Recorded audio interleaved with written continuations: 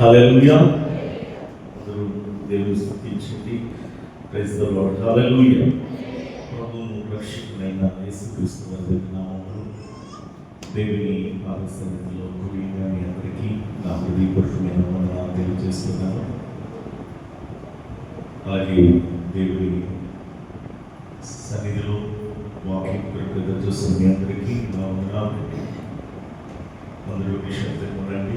ఏదైనా మాట్లాడుకోవాలనుకుంటే ముందే మాట్లాడేసుకోండి. ఏదో మాట్లాడకపోవాలనుకున్న వాళ్ళు ఎవరంటే వెనక్కి వెళ్ళిపోయి మాట్లాడుకోండి. సైకిల్ కానీ మాటలు కానీ మాట్లాడి ఎవరైనా ఉంటే దయచేసి బయటకు వెళ్ళిపోవచ్చు. వాకింగ్ టైంలో చాలా నిశ్శబ్దంగా ఉండండి ప్రతి ఒక్కరు.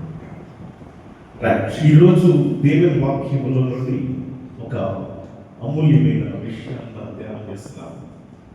ఈ ఒక స్పెషల్ డే, ఒక ప్రత్యేక రోజు ఈరోజు. అదేంటి చెప్పండి? చాలా మందికి తెలియని ఈ ప్రత్యేక దినం ఈరోజు. అదేంటంటే పెంతెకోస్తు దినం, పెంతెకోస్తు డే. ఇది చాలా పెద్ద పండుగ. అర్థమైందండి? ఈ మాట వినగానే మన బాప్టిస్ట్ వారికి కానీ, లోదరన్స్ కానీ, మెథడిస్ట్ కానీ, అదర్ డినామినేషన్స్ అన్నిటికీ కూడా పెంతెకోస్తు అనే పదం వినగానే ఇది డినామినేషన్ మాది కాదు, ఇది పెంతెకోస్తు అనేటటువంటి ఆలోచన ఆటోమేటిక్ వచ్చేస్తుంది. ఎందుకు అంటే వాళ్ళు ఆ పేరు పెట్టేసుకున్నారు. పెంతెకోస్తు అనే పేరు ఒక ప్రత్యేకమైన ఒక డినామినేషన్కి ఒక సంస్థకి పెట్టేసుకున్నారు. అందుకే ఇక ఆ పెంతెకొస్తులో ఉన్న కొన్ని పద్ధతులు, ఆ ఆచారాలు, ఆ ఆరాధనలు మనం చూసి మిగిలిన వాళ్ళు ఏం చేస్తారంటే అది మంద కాదు అంటారు. పెంతెకొస్తు అనేది ఒక గ్రీకు పదము నుండి వచ్చినటువంటిది. 50 అనే ఒక అర్థాన్ని ఇచ్చేటటువంటి ఒక పదం. 50 అనేటటువంటి అర్థాన్ని ఇచ్చేటటువంటి పదం. గుర్తుపెట్టుకోండి, పెంతెకొస్తు అనేది బైబిల్ పద్ధతి ప్రకారంగా జరిగేది. అర్థమవుతుందండి? పెంతెకొస్తు మంద కాదు అని కాదు. అందుకే నేను వివరణిస్తున్నాను, ముందు తెలుసుకోండి. విశ్వాసులుగా ప్రతి ఒక్క విషయాన్ని మనం తెలుసుకోవాలి. తర్వాత ఆత్మ అనేది ఎలా ఉంటుందో దాని గురించి కూడా వివరిస్తాను. మీకు వివరిస్తాను అది ఎలా ఉంటుంది. అసలు బైబిల్లో ఈ డినామినేషన్స్ కి సంబంధించిందా కాదా, మన బైబిల్ ప్రకారంగా ఉన్నదా కాదా, దీని గురించి తెలుసుకుంటున్నట్లయితే పిల్లరా, ఇది మనకి ఈస్టర్ పండుగ రోజు నుంచి 50 రోజులు లెక్క పెడితే వచ్చేటటువంటిది ఈ యొక్క పెంతెకొస్తు. పాత నిబంధన గ్రంథంలో కూడా దీని గురించి మనం గుర్తు పెట్టుకోగలం. 50వ రోజు 7 విశ్రాంతి దినాలను లెక్కించమని కూడా తెలియజేస్తాడు. కాబట్టి యేసుక్రీస్తు ప్రభువారు పునరుద్ధానమైనప్పటి నుండి ఈ యొక్క 50 దినాలు లెక్కిస్తే ఆ 50వ దినమున వచ్చినటువంటిదే ఈ యొక్క ఆ పెంతెకొస్తు పండుగ. ఆ పెంతెకొస్తు పండుగను మనము జ్ఞాపకం చేసుకోవాలి. ఈరోజు ప్రిన్సిపాల్ గారు, బీటీ కాలేజ్ ప్రిన్సిపాల్ గారు, అలాగే మేమిద్దరు స్టేటస్లో పెట్టుకున్నాం. మిగిలిన పాస్టర్ గారు కూడా దీని గురించి ఫోకస్ చేయలేదు. ఎందుకంటే అసలు దీని గురించి అవగాహన దాని మీద తెలియదు. Babel divided, Babel and Pentecost united. అంటే బాబెల్ అనేటటువంటిది విడదీసింది, పెంతెకొస్తు అనేది ఐక్యపరిచింది అని దీన్ని అర్థాన్ని ఇచ్చేటటువంటి విషయం. అయితే యేసుక్రీస్తు ప్రభువారు ఆయన ముందుగానే చెప్పారు. ఆయన ఏమని చెప్పారు? నేను వెళ్తాను, వెళ్ళి మీ కొరకు ఆదరణకర్తను పంపిస్తాను. ఆ ఆదరణకర్త మీ మీదకి వస్తారు, మీరు శక్తి పొందుకోవాలి అని యేసుక్రీస్తు ప్రభువారు చెప్పినటువంటి మాటలు మనము అపొస్తలుల కార్యముల గ్రంథములో వారు ఆరోహణం అయ్యేటప్పుడు కూడా యేసే చెప్పినటువంటి మాటలు మనం చూస్తూ ఉంటాం. ప్రియులారా, వారందరూ కూడా ఎదురు చూశారు. 8వ వచనం మొదటి అధ్యాయం అపొస్తలుల కార్యంలో, ఆయనను పరిశుద్ధాత్మ మీ మీదకి వచ్చినప్పుడు మీరు శక్తి నొందుతారు కనుక మీరు యెరూషలేములోను యూదయ సమరయ దేశమంతటను భూదిగంతముల వరకు నాకు సాక్షులయ్యుందురని వారితో చెప్పాను. ఇప్పుడు 2వ అధ్యాయంలో మొదటి వచనం మనం ధ్యానం చేద్దాం. పెంతెకొస్తు పండుగ దినము వచ్చినప్పుడు అందరూ ఒక చోట కూడి ఉండి చాలు. ఇది పెంతెకొస్తు పండుగ దినము వచ్చినప్పుడు ఏం చేశారట? అందరూ ఒక చోట కూడి ఉండిరి. అందరూ ఒక చోట కూడి ఉండిరి అంటే ఈ పండుగ అప్పుడే యేసు ప్రభువారి కాలంలోనే ఇది జరిగినట్లుగా మనం చూడగలుగుతున్నాం. అయితే ప్రియులారా, దీని ప్రాముఖ్యమైనటువంటిది ఏంటి అంటే, ఇక్కడ ఈ పెంతెకొస్తు దినమున అందరూ కూడి ఉండగా అక్కడ దేవుని యొక్క పరిశుద్ధాత్మ వారి మధ్యకు, వారి మీదకు వచ్చింది. వారందరూ గదిలో కూడి ఉండగా, వారందరూ ఆ గదిలో కూర్చుండి ఉండగా పరిశుద్ధాత్మ అక్కడ ఆ గదిలోనికి వచ్చి ఇల్లంతయు నిండెను అని మనం చూస్తున్నాం. ఇల్లంతయు నిండెను. ఆత్మ ఆ ఇల్లంతయు కూడా నిండి ఉన్నది. ఆ నిండిన తర్వాత ఏం చేసింది? ఆ పరిశుద్ధాత్మ ఏమి చేయబడింది? అసలు ఆ పరిశుద్ధాత్మ వచ్చేటప్పుడు ఎలా వచ్చేదట? ఎలా వచ్చిందండి? బలమైన వేగముగా వీచు బలమైన గాలి వంటి ఒక ధ్వని ఆకాశం నుండి అకస్మాత్తుగా వారు కూర్చుని వచ్చిన తర్వాత ఏం చేసిందట? అగ్ని జ్వాలల వంటి నాలుకలు విభాగింపబడినట్టుగా వారికి కనబడి వారిలో ఒక్కొక్కరి మీద రాలగా అందరూ పరిశుద్ధాత్మతో నిండిన వారై ఆ ఆత్మ వారికి వాక్శక్తి అనుగ్రహించిన కొలది అనే భాషలతో మాట్లాడేది. ఇది దీని యొక్క ప్రాముఖ్యమైనటువంటి విషయం. ఇప్పుడు ఈ పెంతెకొస్తు దినాన్న పరిశుద్ధాత్మ వీరి మీదకి దిగి వచ్చినప్పుడు ఈ పరిశుద్ధాత్మ ఉద్దేశం ఏంటి? పరిశుద్ధాత్మ యొక్క ప్రాముఖ్యత ఏంటి? ఇక్కడ ఆ ఆత్మ అనేది ఒకవేళ వీరి మీదకి రాకపోతే అంతకు ముందు వరకు వారి పరిస్థితి ఎలా ఉంది, ఆత్మ వచ్చిన తర్వాత వారి పరిస్థితి ఎలా ఉంది? దానికి ముందుగా పాత నిబంధన గ్రంథాన్ని మనం ఒకసారి పరిశీలన చేస్తూ వస్తే ఆ పాత నిబంధనలో దేవుని యొక్క ఆత్మ చేత నింపబడినటువంటి వారిగా అనేక మందిని మనం చూడగలుగుతాం. దేవుడు కోరుకున్నటువంటిది ఏంటంటే దేవుని యొక్క మందిరములో పని చేయాలి అంటే ఆయన మందిరాన్ని నిర్మించడానికి ఆయన కొందరు పనివాడిని ఏర్పాటు చేయమన్నాడు దేవుడు. ఎవరు పడితే వాళ్ళు పనికి పెట్టడానికి లేదు. పాత నిబంధన గ్రంథంలో దేవుని మందిరం నిర్మించాలంటే దేవుడు ఎవరిని ఏర్పాటు చేయమంటే వాళ్ళని ఏర్పాటు చేయాలి. ఇప్పుడు మనం మందిరానికి ఎవరైనా పనులను పెట్టుకుందాం అనుకోండి, బయటికి వెళ్ళి నువ్వు వస్తావా, మా చర్చిలో పని చేస్తావా అని అడుగుతాం. ఒక 4-5 కాంట్రాక్టర్లు అడుగుతాం. ఆ 4-5 ఎవరు బాగా తక్కువ చేస్తారో వాళ్ళతోనే మనం పని చేయిస్తాం. కానీ వాడు తాగుపోతా, తిరిగిపోతా, లేకపోతే వాడు అలక్షపరిగా ఉంటారో మనకు అనవసరం, మనకు తెలియదు. మనకు కావాల్సింది ఏంటి చెప్పాలి అమ్మా? మనకు కావాల్సింది పని జరగాలి. కాబట్టి తక్కువ చేస్తాడు, బాగా చేస్తాడు అంటే మనం తీసుకొస్తాం. కానీ వచ్చిన వాడు ఎలా ఉంటాడో మనకి అనవసరం కదా. కానీ వైజాగ్లో కానీ ఎక్కడ నేను కొన్నిసార్లు పనిచేసేటప్పుడు ఒకసారి కిల్లి నవ్వేసి దేవుని పని చేస్తూ మంత్రిని కడుతూ కిల్లి నవ్వేసి అక్కడే ఊసేసి మందు తగ్గేసి బూతులు పెడితే గెటౌట్ అన్నది అంతే. చర్చిలో ఎక్కడి నుంచి నువ్వు పని చేయాల్సిన అవసరం లేదు, వెళ్ళిపో అని చెప్పి పంపించింది సార్. అంటే ఒక పాస్టర్గా నాకే ఎంత కోపం వస్తే దేవునికి ఎంత కోపం వస్తుంది కదా. ఆయన పని చేయడానికి కూడా ఎలాంటి వారు కావాలి అంటే జ్ఞానాత్మ పూర్ణులై ఉండాలి. ఎలాంటి వారు ఉండాలి? జ్ఞానాత్మ పూర్ణులై ఉండాలి. నిర్గమాకాండం 28వ అధ్యాయం 3వ వచనం చూడండి, త్వరగా చూద్దాం.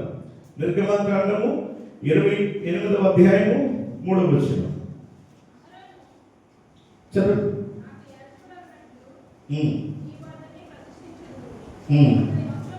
అహరోను నాకు యాజకుడు ఉన్నట్లు నీవు అతన్ని ప్రతిష్ఠించు, అతని వస్త్రములను కుట్టుటకై నేను జ్ఞానాత్మతో నింపిన వివేక హృదయులందరికీ ఆజ్ఞను చాలండి.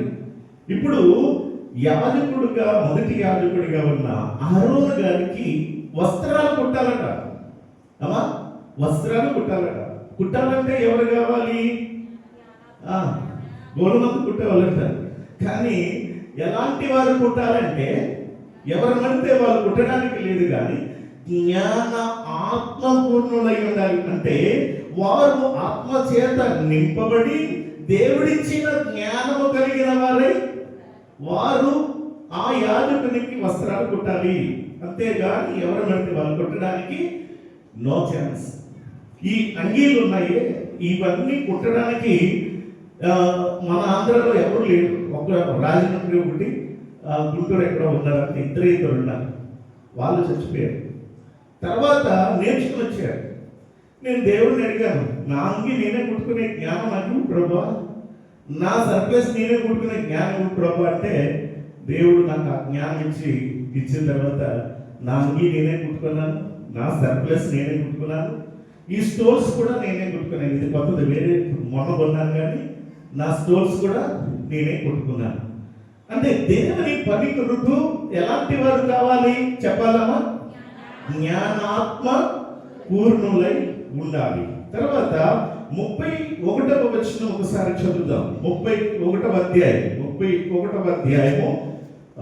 3వ వచనం 2వ వచనం నుంచి, హూరు మనుమడును ఊరు కుమారుడైన బెసలేలు అను పేరు గల వారిని పిలిచితిని, విచిత్రమైన పనులు కల్పించుటకును, బంగారుతో వెండితో ఇత్తడితో పనిచేయుటకును, పొదుగుటకై రత్నములను స్నానపెట్టుటకు, కర్రను కోసి చెక్కుటకు, సమస్త విధములైన పనులు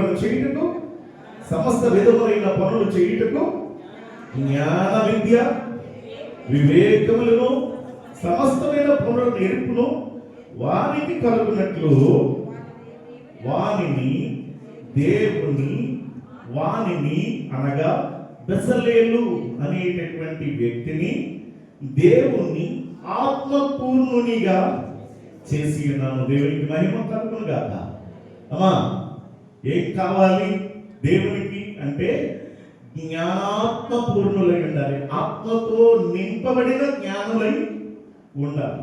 అది దేవునికి కావాల్సింది. ఈ బెసలేలు అనే వ్యక్తి ఈ మందిరం పని కొరకు చేయించేవానిగా ఈ వ్యక్తిని నియమించుకున్నప్పుడు ఇతడు ఏం చేస్తూ ఉన్నాడు అంటే, దేవుని పని కొరకు జ్ఞానముతో ఇతడు దేవుని ఆత్మ నడిపింపుతో పని చేయిస్తూ ఉన్నాడు అనేది మనం జ్ఞాపకం చేసుకోవాలి. అంటే ఈరోజు గుర్తించుకోండి, ప్రతి ఒక్కరూ కూడా పాస్టర్ గారైనా పెద్దలైనా ఆయా విభాగాల కొరకు ఏర్పాటు చేయబడిన లీడర్స్ అయినా ఎవరైనా కూడా దేవుని పని చేస్తున్నాను అనే ఒక గుర్తు కలిగి ఉండాలి. నేను దేవుని పని చేస్తున్నాను అనేటటువంటి ఒక ఆలోచనతో భయం కలిగి, భక్తి కలిగి, విశ్వాసము కలిగి దేవుని పని మనం చేస్తే దేవుని బిడ్డలారా, దేవుడు ఇష్టపడతాడు. ఏదో నేను జీతం ఇస్తున్నారు కాబట్టి నేను జీతం కోసం సేవ చేస్తే దేవుడు నన్ను ఇష్టపడడు.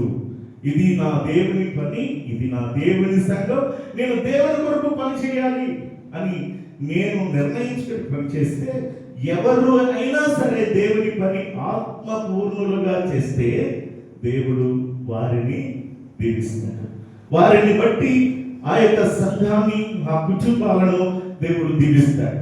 అంతేగాని ఏ విధమైనటువంటి సొంత ఆలోచనతో, సొంత జ్ఞానంతో దేవుని పని చేసిన అక్కడ మనము శాపగ్రస్తులం అవుతాం. చూసారు కదా, విన్నారు కదా, అక్కడ దేవుని యొక్క సేవకుడు యాజకుని వస్త్రాలు కుట్టడానికి ఎవరు కావాలి? జ్ఞానాత్మ పూర్ణుడు కావాలి. తర్వాత దేవుని మందిర పని చేయడానికి ఎవరు కావాలి?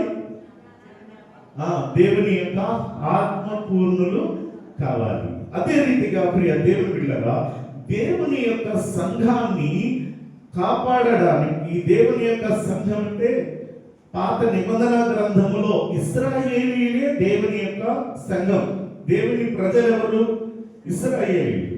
ఆ ఇశ్రాయేలీయులైనటువంటి వారు దేవుని యొక్క సంఘం అని మనం చెప్పుకోవాలి. నూతన నిబంధనలో సంఘం దేవునిది, పాత నిబంధనలో సంఘం ఎవరు? ఇశ్రాయేలు ప్రజలు. ఆయన సంఘం ఇశ్రాయేలీయులే. కాబట్టి ఈ ఇశ్రాయేలీయులను పరిపాలన చేయడానికి ఏర్పాటు చేసుకునేటువంటి వారు మొదట ఎవరు? ఐగుప్తు దేశంలో నుండి, బానిసత్వం నుండి బయటకు తీసుకొచ్చింది ఎవరండి? చెప్పాలమ్మా, తెలుసుకోవాలి అందరూ కూడా. ఇంకా ఎన్నిసార్లు విన్నాం కానీ ఇంకా దాని మీద అవగాహన చాలా మందికి లేదు కదా. ఎవరు తీసుకొచ్చింది? ఎవరు? మోషే, అహరోను ఇద్దరు తీసుకొచ్చారు. సరే, మోషే ఎంత సహనము కలిగి తీసుకొచ్చాడు? ఎంతమంది జనాలు? ఒకసారి లెక్క చెప్పండి, ఎంతమంది ఐగుప్తులో ఉన్నప్పుడు ఉన్న జనాలు?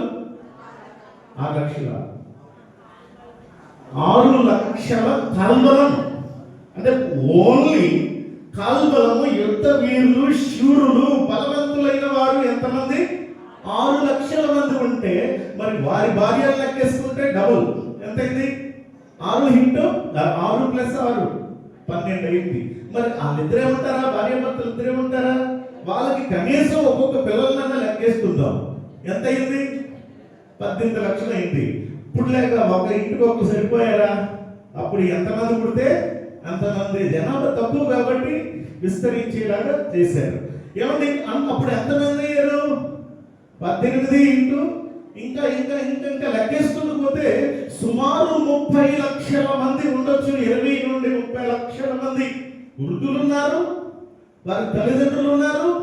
వీళ్ళందరూ టోటల్ గా చూస్తే 30 లక్షల మందిని నడిపించే ఒకే ఒక నాయకుడు మోషే.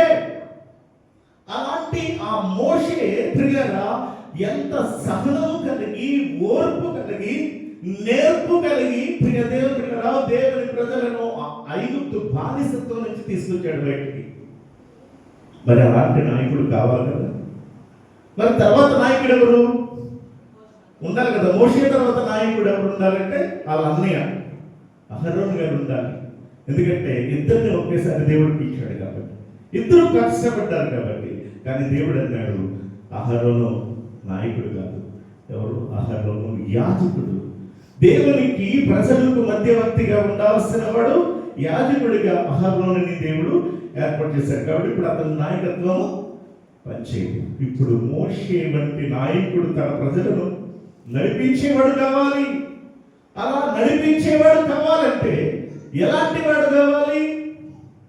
అందుకే దేవుడు ఆ మోషే ఆయనను వెంబడిస్తున్నటువంటి వాడు ట్రైనింగ్ పొందుకున్నాడు. ఎవరంటే అంటే యెహోషువ. ఆయన దగ్గర ట్రైనింగ్ పొందుకున్నాడు. అర్థమవుతుందండి? మోషే వెనకాల వెళ్ళాడు, మోషేతో తిరిగాడు, మోషేకి సేవలు చేశాడు. అర్థమవుతుంది కదా? జాగ్రత్తగా గమనించండి ప్రియులారా. అంత ఈజీగా నాయకులు అయిపోలేదు, అంత ఈజీగా వాళ్ళ అధికారాలు ఇవ్వలేదు. మోషే వంటి గొప్ప స్థానం యెహోషువ పొందుకోవడానికి గల కారణం మోషే వెనకాలే ఉండి ఆయన కొరకు, దేవుని కొరకు పనిచేసిన శూరుడు ఈ యెహోషువ. అప్పుడు ఏం చేశాడో చూడండి. ఈ యొక్క ద్వితీయోపదేశ కాండంలో ఇతడు 9వ వచనంలో ఒక్కసారి 34వ అధ్యాయం 9వ వచనం చదువుతాం. ద్వితీయోపదేశ కాండం 34వ అధ్యాయం 9వ వచనం చదువుకుందాం. మోషే తన చేతులను నూను కుమారుడైన యెహోషువ మీద ఉంచి ఉండెను గనుక అతడు జ్ఞానాత్మపూర్ణుడయ్యను. దేవునికి మహిమ కలుగును గాక. గుర్తు పెట్టుకోండి, ప్రతి మాట వ్యర్థం చేయకండి. దేవుని మాట ఏమండి? దేవుని యాజకుని వస్త్రాలు కుట్టడానికి జ్ఞానాత్మపూర్ణుడు కావాలి. తర్వాత దేవుని మందిరంలో సేవ చేయడానికి, పని చేయడానికి ఆత్మపూర్ణులు కావాలి. తర్వాత ఇక్కడ దేవుని ప్రజలను నడిపించేటటువంటి గొప్ప నాయకుడికి కూడా జ్ఞానాత్మ కావాలి, జ్ఞానాత్మ పూర్ణుడై ఉండాలి. అందుకే ప్రియులారా ఇక్కడ వరకు మోషే నడిపించాడు, మోషే ఆగిపోతున్నాడు ఇక్కడ. ఇప్పుడు తర్వాత తన ప్రజలు నడిపించడానికి ఎవరండి అంటే యెహోషువ మీద చేతులుంచాడు. చేతులుంచిన వెంటనే అతడు జ్ఞానాత్మ పూర్ణుడయ్యాడు. అందుకే తన ప్రజలను చివరి వరకు నడిపించగలిగాడు. అందుకే ఈ రోజున ప్రియ తల్లి సోదరి, నీవు ఏ పని కొరకు నిర్ణయింపబడినా దేవుని పని అని గుర్తించుకొని దేవుని కొరకు మనము ఆయన ఇచ్చిన బాధ్యతను మనం నెరవేర్చడానికి జ్ఞానంతో చేయాలి. అవివేకంతో మనం ఏ పని చేసినా లెక్క అడుగుతాడు దేవుడు. ఒక సేవకునైనా, ఒక పెద్దనైనా, ఏర్పరచబడిన నాయకులు ఎవరైనా, సంఘ సభ్యులైనా ప్రతి ఒక్కరిని దేవుడు లెక్క అడుగుతాడు. అప్పుడు ఏం చెప్తాం మనం? అందుకే మనకి ఏం కావాలి చెప్పండి? మనం దేవుడిని అడగాలి, దేవా జ్ఞానాత్మతో నన్ను నింపండి. నేను ఎలా నడవాలో నాకు జ్ఞానాత్మతో నింపండి. నేను ఎలా నడిపించాలో నాకు జ్ఞానాత్మతో నింపండి. ఆ రీతిగా దేవుడిని ప్రతి ఒక్కరూ అడిగి ఆత్మతో నింపబడి ముందుకు సాగుతాం. అయితే నాయకుడు అయిపోయారు. తర్వాత ఇక నాయకులు వచ్చారు, న్యాయాధిపతులుగా ఉన్నారు, అయిపోయింది. ప్రజలు వచ్చారు, సమూయేలు గారిని అడుగుతున్నారు, మాకు రాజు కావాలి. రాజుని అభిషేకించారు. ఎవరినండి అంటే సౌలు గారిని మొదటి రాజుగా అభిషేకించారు. అతడు ఆత్మతో నింపబడ్డాడట. దేవునికి మహిమ కలుగును గాక. హల్లెలూయా. ఒక్కసారి మనం ఆ వాక్య భాగాన్ని మనం చదువుకుందాం. దయచేసి 10వ అధ్యాయము మొదటి గ్రంథం, సమూయేలు మొదటి గ్రంథం 10వ అధ్యాయము 10వ వచనం నుండి చూద్దాం. వారు ఆ కొండకు దగ్గరకు వచ్చినప్పుడు ప్రవక్తల సమూహం అతనికి ఎదురుపడగా దేవుని ఆత్మ బలముగా అతని మీదకి వచ్చెను. ఎవరి మీదకి? సౌలు అభిషేకింపబడిన తరువాత వెళ్తుండగా ఆ వారి మీదకి ఆత్మ బలముగా వచ్చినప్పుడు ఏం చేశాడట? అతడు వారి మధ్య ఉండి ప్రకటన చేయించడం. పూర్వం అతను ఎరిగిన వారందరూ ప్రవక్తలతో కూడా ప్రకటించడం చూచి ఈ కుమారునికి సంభవించినది ఏమిటి అని ఆశ్చర్యపడ్డారు. అంటే ప్రవక్తలతో కూడా ప్రవచించాడట. ఇది తర్వాత అతను ఆత్మ చేత నింపబడ్డాడు అన్న ఒకే ఒక కారణం చేత అభిషేకింపబడిన వారిని, ఆత్మతో నింపబడిన వారిని ముట్టకూడదని అవకాశం దొరికినా కూడా దావీదు విడిచిపెట్టేశాడు. వద్దు, ఆయన దేవుని ఆత్మతో నింపబడ్డాడు. ఆయనలో పరిశుద్ధాత్మ ఉంది.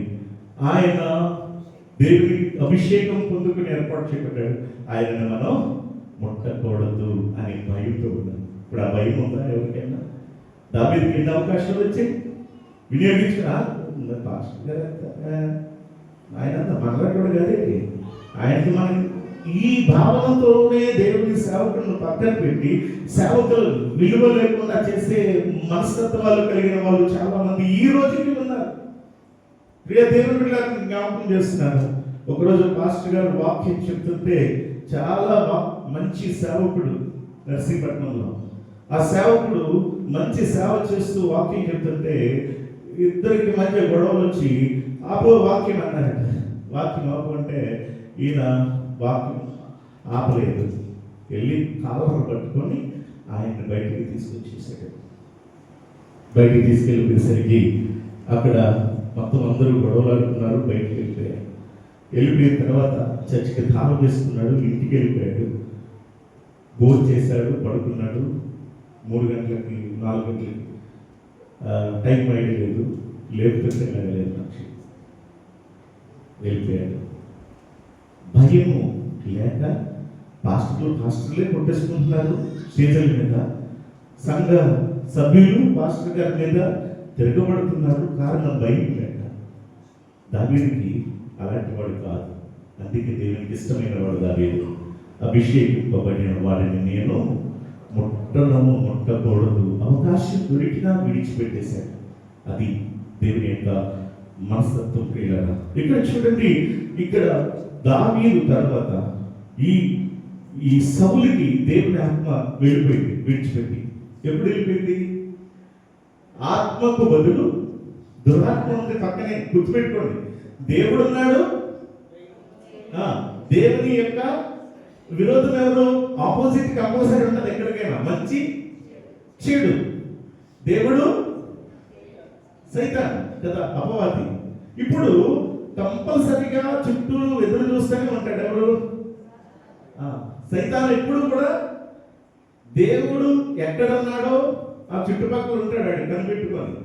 అయితే గమనించండి, ఇప్పుడు ఈ సౌలు అనేటటువంటి రాజుకి దేవుని ఆత్మ అతనిలో నుండి వెళ్ళిపోయింది. ఎందుకు వెళ్ళిపోయింది తెలుసా? దావీదు యుద్ధ వీరుడిగా, చిన్న పిల్లవాడు, అంటే మరీ చిన్నపిల్లవాడు ఏం కాదు, బాలుడిగా ఉన్న దావీదు సుమారు 18-20 సంవత్సరాల ప్రాయం. అప్పుడు వాళ్ళకి చిన్న వయసు, మనకేమో అది యవన ప్రాయం. అంటే మెచ్యూరిటీ తీరిపోయింది 18 సంవత్సరాలు మన లెక్క ప్రకారం. అయితే గమనించండి, ఈ దావీదు ఎప్పుడైతే విజయం సాధించాడో అప్పుడు ప్రజలలో ఒక మార్పు వచ్చింది. అదేంటి? ఏంటంటే ఒక సౌలుకేమో 1000 మంది జైలు, దావీదుకేమో 10,000. వీళ్ళు చేసే పనులు కూడా అంతే, అవివేకంతో చేసే పనులు అంతే, గొడవలు తెచ్చిపెట్టేది సంఘస్థులే కదంటారా. చాలా సందర్భాలు అలాగే అంటే వాళ్ళ మనస్తత్వం ఏంటంటే ఎవరు విజయం తీసుకొచ్చారో, ఎవరు బాగా చేస్తారో వాళ్ళు పొగుడతారు, వాళ్ళని ఘనంగా చేస్తారు. కానీ వెనకాల వచ్చే ప్రాబ్లమ్స్ అన్నీ వాళ్ళకి ఏం తెలుస్తుంది కదా. సౌలు గారి మనస్తత్వానికి ఏం తెలుస్తుంది? సౌలు గారు ఏం చేశారంటే, రే నేను రాజుని కదా, నేను నాయకుడిని కదా, ఇదేంటి నాకు తక్కువ కొన్ని ఈయనకి కూడా చెప్పలేదంటే అనుకోవచ్చు. ఈయనకి ఎన్ని చెప్పారు? ఈయనకి జయజయం చెప్పారు, ఆయనకి జయజయం చెప్పారు. కానీ ఇక్కడ వేరియేషన్ ఏంటంటే ఆయనకి ఎక్కువ చెప్పారు, ఈయనకి తక్కువ చెప్పారు. అది వచ్చిన తప్పు. అదిగో అప్పుడు చిన్నోడు ఆడికి ఎంత 10,000 చెప్తారు అంటే నేను రాజుని, నేను రాజుని, నేను రాజుని. దేవుడు బిడ్డలారా, మన గర్వం మనల్ని పడగొట్టేస్తుంది. ఏదో రోజు నేను నా అని గర్వం ఏ రోజు మనలోకి వస్తుందో అనగదొక్కేస్తాడు దేవుడు, అనగదొక్కేస్తాడు. పాస్టర్ గారు ఎంతమంది పడిపోయారో తెలుసా? ఎంతమంది నాశనం అయిపోయారో తెలుసా? వారి కుటుంబాలు, వారి జీవితాలు ఎంతమంది నాశనం అయిపోయారో తెలుసా? దేవుడిచ్చిన ఆత్మాభిషేకంతో నింపబడి దేవుని కొరకు బలంగా వాడడం మానేసి రాజకీయాల్లోకి వెళ్ళి, లేకపోతే లేనిపోయినటువంటి విషయాల్లో పడి దేవుడిచ్చిన ఆత్మను పోగొట్టుకునేటువంటి వారు ఎందరో ఉన్నారు. సంఘాలు పాడు చేస్తున్న కాపరులు ఉన్నారు. వాళ్ళేమి అందరూ ఏమి మంచోళ్ళని నేను చెప్పట్లా, సేవకులందరూ మంచోళ్ళని చెప్పట్లా. రాజు సౌలు ఆత్మతో నింపబడిన వాడు ఇంటి చిన్న అసూయ వలన అతనికి ఏమైంది? అతనికి దురాత్మ వచ్చింది. ఆత్మ పోయింది, ఆత్మ పోయింది, ఆత్మ పోయింది.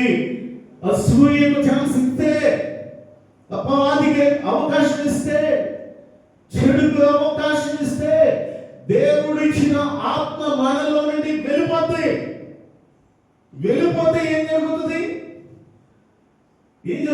నెక్స్ట్ ఎవరు వస్తారు? ఒకరు వెళ్ళిపోతే నెక్స్ట్ ఇంకొకరు వస్తారు. ఎంటర్ అవుతారు. ఎవరు వాళ్ళు? అపవాది ఎంటర్ అయితే ఎలా ఉంటుందో తెలుసా?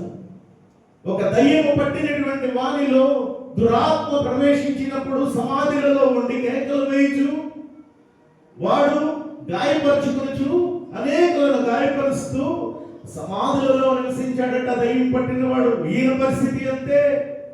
సౌలు ఏం చేస్తున్నాడు? చంపేయాలి, విడకూడదు, ఎలాగైనా విడకూడదు, చంపేయాలి. ఇదే తలంపు. అందుకే ప్రియ దేవుని బిడ్డలారా, సౌలు ఎప్పుడూ అవకాశం చూస్తూనే ఉన్నాడు. కానీ దావీదు అవకాశం దొరికినా కూడా విడిచిపెట్టేశాడు. ఎంత చెడ్డవాడైనా కూడా అతన్ని ముట్టకుండా దేవుడే చూసుకుంటాడు, లేనుకుంటాడు, వదిలిపెట్టాడు. ఇంకో విషయం చెప్పనా, సౌలు కత్తి వాత చేత చచ్చిపోయింటే సౌలు కుమారుడైన యోనాతాను కూడా ఈయన స్నేహితుడు చచ్చిపోతే ఇతడు విచారించాడు, బాధపడ్డాడు, ఏడ్చాడు. అంతటి మంచి మనస్తత్వం దావీదుకి. కారణం ఏంటో తెలుసా? దావీదులో ఏముంది? దేవుని యొక్క ఆత్మ ఉంది. సౌలులో దురాత్మ ఉంది కాబట్టి చంపడానికి ఎదురు చూస్తున్నాడు. దురాత్మ ఉంది కాబట్టి పిల్లల అతడు ఇతరులను గాయపరచడానికి చూస్తున్నాడు. దురాత్మ ఉంది కాబట్టి నేనే అనే ఒక స్వభావంతో ముందుకెళ్తున్నాడు. దేవుని బిడ్డలారా, ఆత్మ చేత నింపబడిన వారు ఏ విధంగా ఉంటారో మనము ఉదాహరణగా పాత నిబంధన గ్రంథంలో ఇంతవరకు మనం చూస్తాం. మరి నాయకునిగా లేక దేవుని పని చేసే వారముగా లేక దేవుని బిడ్డలుగా మనం ఎలా ఉండాలి అంటే ఆత్మ చేత నింపబడాలి. ఇక్కడ నూతన నిబంధనలోకి మనం చూసినప్పుడు ఆత్మ వచ్చినప్పుడు పరిస్థితులు మారిపోయాయి. ఆత్మ వచ్చినప్పుడు పరిస్థితులే మారిపోయాయి. ఎలా మారిపోయాయి అంటే, ఈ పెంతెకొస్తు దినమున పరిశుద్ధాత్మ వచ్చినప్పుడు మొదటి సంఘం స్థాపించబడింది. దేవునికి మహిమ కలుగును గాక. ఎందుకు ఇది బిగ్ ఫెస్టివల్ అని చెప్తూ ఉన్నాము అంటే, పెద్ద పండుగ ఇది. పెంతెకొస్తు అంటే వాళ్ళు చేసుకునే పండుగ కాదు. అందరికీ ఎందుకు గొప్ప పండుగ అంటే, భూమి మీద మొదటి క్రైస్తవ సంఘం ఏర్పడింది అంటే అది కేవలం పెంతెకొస్తు దినమున. అందుకే ఇది గ్రహించకో తెలియదు, ఎందుకో తెలియదు, కానీ ఇట్స్ బిగ్ ఫెస్టివల్. భూమి మీద మొదటి క్రైస్తవ సంఘం స్థాపించబడిన రోజు, ఆ పరిశుద్ధాత్మ చేత అభిషేకింపబడిన రోజు. యేసయ్య బాప్తిస్మం తీసుకున్నారు. వీటిలోనికి వడ్డీకి రాగానే ఏమొచ్చింది ఆయన మీదకి? చెప్పండి.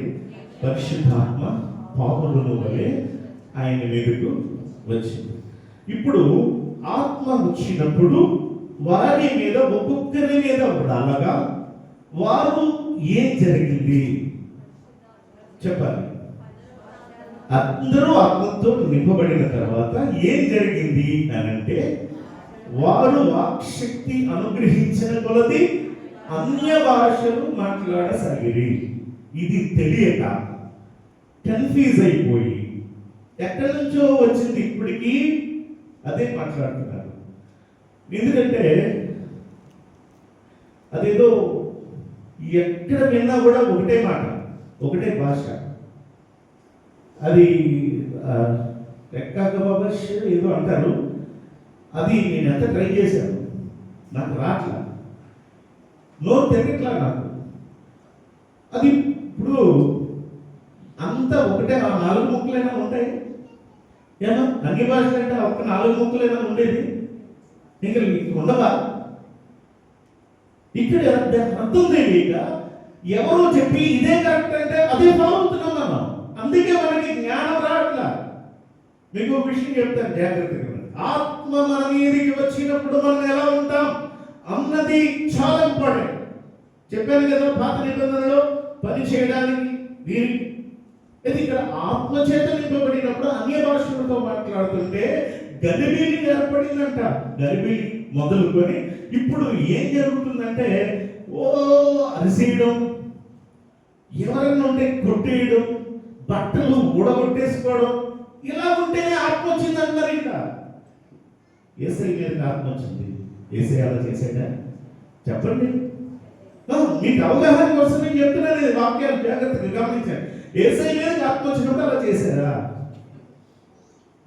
పోనీ సౌలుకి మొదటి ఆత్మ వచ్చినప్పుడు సౌలు అలా చేశాడా?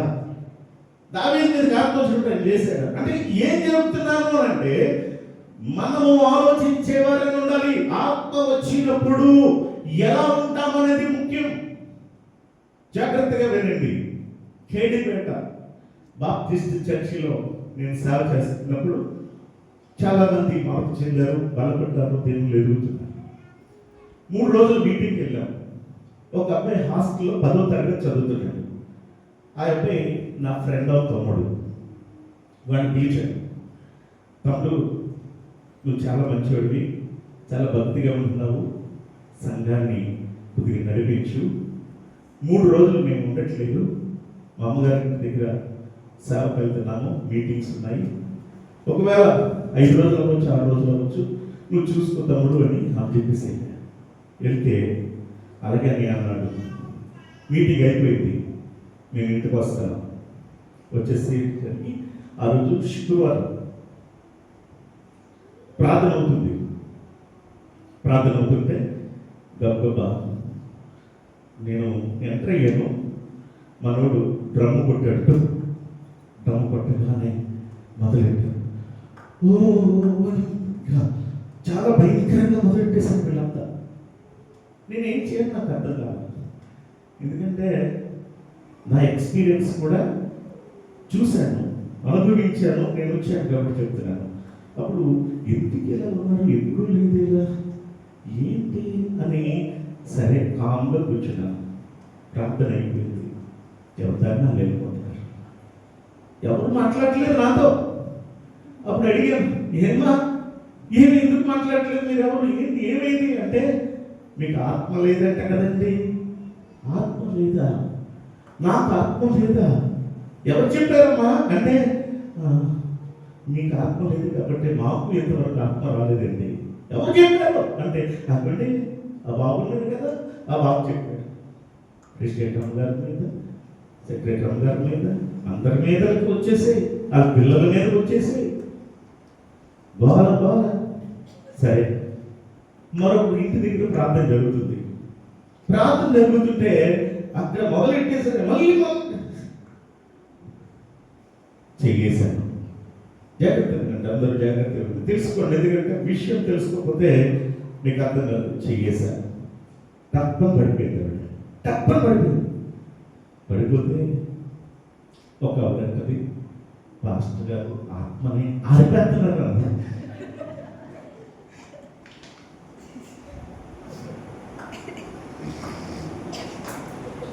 ఏం చేస్తున్నారంట చెప్పాలి తల్లి.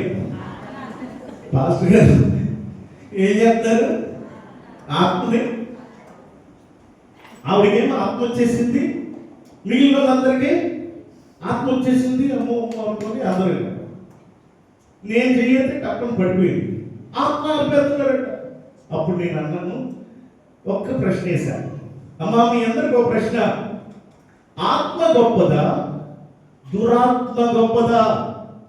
మిమ్మల్ని కూడా అదే అడుగుతున్నాను, ఏది గొప్పది చెప్పండి. ఆత్మ గొప్పదా దురాత్మ గొప్పదా? ఆత్మ ఉన్న చోట దురాత్మ అసలు ఉంటాడా? పక్కకి వస్తాడా అసలు?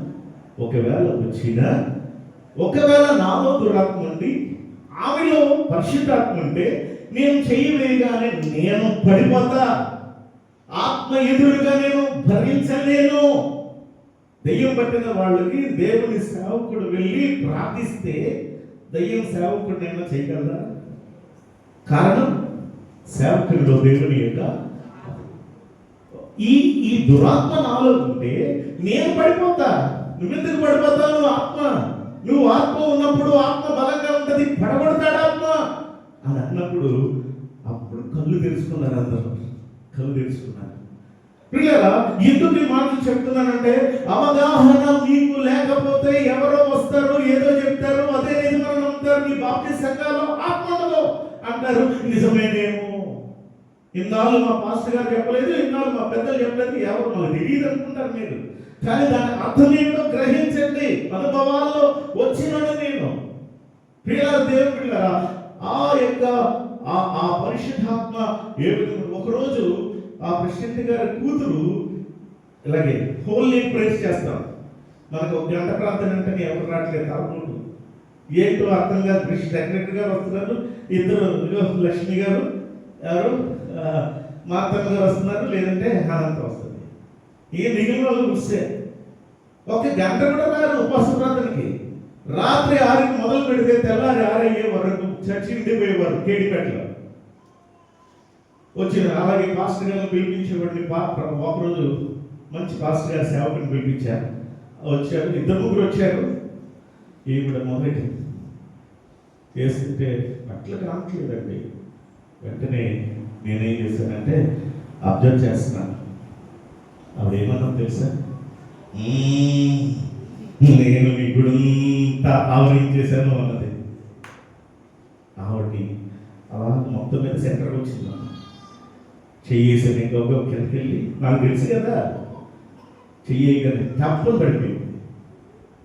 ఈయనంటాడు వెనకాల నుంచి, పాస్టర్ గారు, అయ్యారు మీరు ఆత్మ రకస్తున్నారు, పరిశుద్ధాత్మని మీరు ఎలా చేస్తున్నారు ఏంటండి ఆత్మ? నేను అన్నాను, అయ్యారు ఒక్క విషయాన్ని మీరు అబ్జర్వ్ చేశారా? ఏంటండి? ఈ గుడి ఎవరిది? అలా గుడి ఎవరిది? దేవుడిదే కదా. మరి దేవుడు గుడి అయినప్పుడు దేవుడు నీ అనే మాట సంబోధిస్తాడా? నీ అనే మాట సంబోధిస్తాడా? అక్కడ ఆవిడ ఏమని సంబోధించింది? నీ గుడంతా ఆవరించేశాను అన్నది. మరి దేవుడు కూడా అయితే నా మందిరం అన్నాడా, నీ మందిరం అన్నాడా దేవుడు? ఏమండి, ఏం పాస్టర్ గారండి మీరు? అదే అన్నాను, పాస్టర్ గారు ఏం పాస్టర్ గారండి మీరు? అది కూడా కనపడలేదా? అక్కడ ఏమన్నది తెలుసా? నీ గుడంతా ఆవరించాను అంటే అందులో ఉన్నదేంటి? దురాత్మ. దురాత్మ గంతులు వేయిస్తుంది, దురాత్మ అల్లరి చేయిస్తుంది, దురాత్మ విచ్ఛిన్నమైన పరిస్థితులను తీసుకొచ్చింది. దేవుని బిడ్డలారా గమనించండి, ఆత్మ చేత నింపబడాలి. ఇది మస్ట్ అండ్ షుడ్. ప్రతి బిలీవర్ కూడా ఆత్మ చేత నింపబడితేనే దేవుని యొక్క విలువలు గ్రహించగలం, దేవుని రాజ్యానికి మనం చేరగలం. ఆత్మ లేని వాడు నా వాడు కాదు అన్నాడు దేవుడు. ఒకటే మాట గుర్తుపెట్టుకోండి, ఆత్మ లేని వాడు నా వాడు కాదు అన్నాడు దేవుడు. అంతే. ఇక్కడ చూడండి, 37వ వచనం నుండి 42వ వచనం వరకు 2వ అధ్యాయంలో బాప్తిస్మం మారు మనసు పొందిన 3000 మందికి చెప్పే మాట ఏంటో తెలుసా? చూడండి, నేనేం చేయాలని అడిగితే మారు మనసు పొందండి, పాప క్షమాపణతో ప్రతివాడు యేసుక్రీస్తు నామమున బాప్తిస్మం పొందండి, అప్పుడు మీరు పరిశుద్ధాత్మ అను వరము పొందుదురు. దేవునికి మహిమ కలుగును గాక. ఏం పొందుకుంటారు? పరిశుద్ధాత్మ అను వరము పొందుకుంటారు. ఎప్పుడయ్యా చెప్పండి? ఎప్పుడు అమ్మా చెప్పాలి. ఎప్పుడు?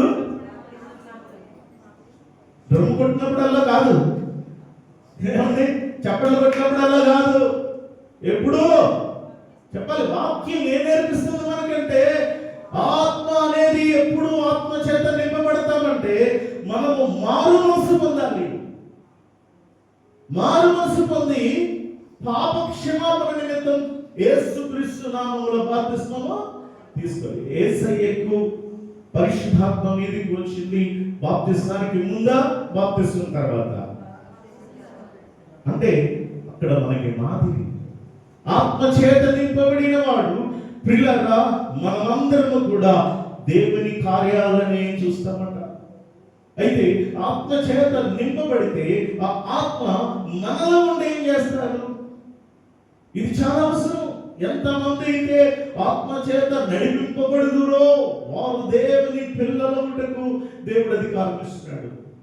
మనం దేవుని పిల్లలు అవ్వాలంటే ఆత్మ చేత నింపబడాలి, ఆత్మ చేత నడిపింపబడాలి. అందరూ అడగండి దేవుణ్ణి, దేవా నీ ఆత్మతో నన్ను నింపండి. ఆత్మ లేనివాడు నా వాడు కాదు అని మీరు శపిస్తున్నారు ప్రభా, కాబట్టి నీ ఆత్మతో నన్ను నింపండి ప్రభా అని దేవునికి మనము మొరపెడదాం. తర్వాత దీని గురించిన వివరాలు మీకు తెలియజేస్తాను. భాష ఏంటి, అన్య భాష ఏంటి, దీని వివరణ తర్వాత మీకు మరొకసారి నేను చెప్తాను. ఈ వాక్యం మనందరి హృదయాలలో ఫలింప చేయను కాక. తల్లి ఉంచండి, కళ్ళు మూసుకునండి, ప్రార్థనలో ఏకీభవించండి. దేవుని బిడ్డగా ఆత్మచేత మనం నింపబడాలని దేవుడు కోరుతున్నాడు. ఆయన పని కొరకై ఆత్మపూర్ణులు కావాలని దేవుడు కోరాడు. ఆయన మందిర సేవ నిమిత్తమే ఆత్మపూర్ణులు కావాలని దేవుడు కోరాడు.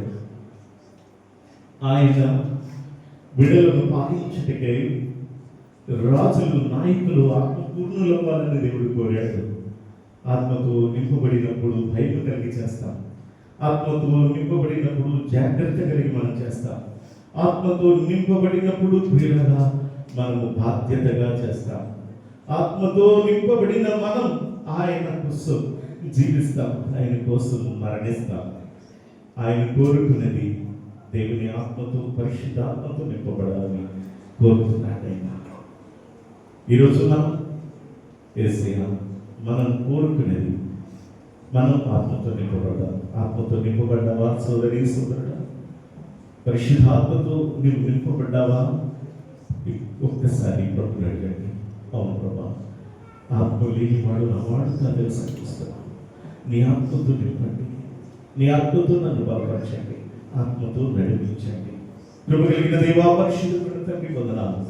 నాయనా, ఈ యొక్క ఉదయకాల సమయంలో నాన్న ఈ పెంతెకొస్తు పండుగ దేవునా నా తండ్రి, మీరు మా కొరకు నాయనా శ్రేష్టమైన వర్తమానాన్ని ఇచ్చారని నమ్ముతున్నాను. నాయనా, మేము ఆత్మ యొక్క గొప్పతనం ఏమిటో తెలుసుకోలేదు, ఆత్మ గ్రహించడం లేదు. ఆత్మ లేనివాడు నా వాడు కాదు అని సంధిస్తున్నారు. నీ ఆత్మతో నింపండి, ఆత్మతో నడిపించండి, బలపరచండి. వాక్యం అందరి హృదయాలలో ఫలింపచేయండి. మారు మనసు పొంది నేను తండ్రి నీ ఆత్మతో నింపబడి, ఆత్మ వరములతో నింపబడి నీ కొరకు సాక్షిగా ప్రతి ఒక్కరూ వాడబడుటకు నడిపించమని, బలపరిచి సిద్ధపరచమని యేసయ్య నామమున అడిగి వేడుకుంటున్నాను పరమ తండ్రి, ఆమేన్. ఈ వాక్యాన్ని ప్రతిజలడానికి నిలబడుతున్నాను. నన్ను నిశ్చయించండి, మధురమైన మాటలు మీ బిడ్డలకు వినిపించండి. వినే మనస్సు గ్రహించే శక్తి ప్రతి బిడ్డకు మీరు అనుగ్రహించమని యేసయ్య అతి పరిశుద్ధ